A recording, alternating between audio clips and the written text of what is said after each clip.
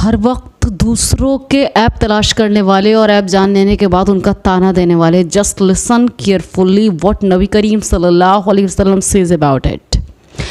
वो लोगों जो सिर्फ ज़बानी इस्लाम लाए और ईमान उनके दिलों में दाखिल नहीं हुआ। मुसलमानों की ग़ीबत न किया करो और उनका उयूब के पीछे ना पड़ा करो, क्योंकि जो मुसलमानों का उयूब के पीछे पड़ता है, उयूब यानी ऐब के पीछे पड़ता है, अल्लाह ताला उसके ऐब के पीछे पड़ जाते हैं।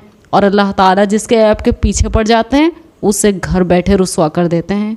हदीस शरीफ में पहला जुमला जो ये यूज़ हुआ कि जिनके दिलों में ईमान दाखिल नहीं हुआ, इस बात पर तनबिया है कि मुसलमानों की ग़ीबत करना मुनाफिक का काम हो सकता है, मुसलमानों का नहीं। एक और जगह रसूलुल्लाह सल्लल्लाहु अलैहि वसल्लम ने इरशाद फरमाया, क्या तुम जानते हो कि मुफलिस कौन है? सहाबा रज़ियल्लाहु अन्हुम ने अर्ज़ किया, हमारे नज़दीक मुफलिस वो शख्स है जिसके पास कोई दिरहम पैसा और दुनिया का सामान ना हो। आप सल्लल्लाहु अलैहि वसल्लम ने इरशाद फरमाया, मेरी उम्मत का मुफलिस वो शख्स है जो क़यामत के दिन बहुत सी नमाज, रोज़ा, ज़कात और दूसरी मकबूल इबादतें लेकर आएगा, मगर हाल ये होगा कि उसने किसी को गाली दी होगी, किसी पर तहमत लगाई होगी, किसी का माल खाया होगा, किसी का खून बहाया होगा और किसी को मारा पीटा होगा, तो उसकी नेकियों में से एक हक़ वाले को उसके हक़ के बक़दर नेकियां दे दी जाएंगी। ऐसे ही दूसरे हक़ वाले को उसकी नेकियों में से उसके हक़ के बक़दर नेकियां दे दी जाएंगी।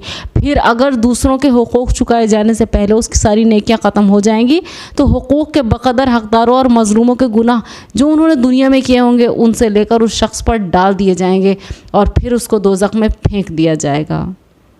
वो लोग जो एटीट्यूड में रहने को अपनी शान समझते हैं, ज़रा सुने कि रसूलुल्लाह सल्लल्लाहु अलैहि वसल्लम ने इरशाद फरमाया, किसी नेकी को भी मामूली समझकर न छोड़ो, यहाँ तक कि तुम्हारा अपने भाई से कंधा पेशानी से बात करना भी नेकी में दाखिल है। अपना तहबंद आधी पिंडलियों तक ऊंचा रखो, अगर इतना ऊंचा ना रख सको तो कम से कम टखनों तक ऊंचा रखा करो। तहबंद को टखनों से नीचे लटकाने से बचो, क्योंकि ये तकब्बुर की बात है।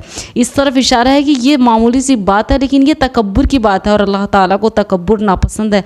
अगर कोई तुम्हें गाली दे और तुम्हें किसी ऐसी बात पर आर दिलाए, यानी ताना दे जो तुम में हो और वो उसे जानता हो, तो उसको किसी ऐसी बात पर आर न देना, यानी उसको किसी ऐसी बात पर ताना न देना जो उसमें हो और तुम उसे जानते हो। इसका फल क्या होगा?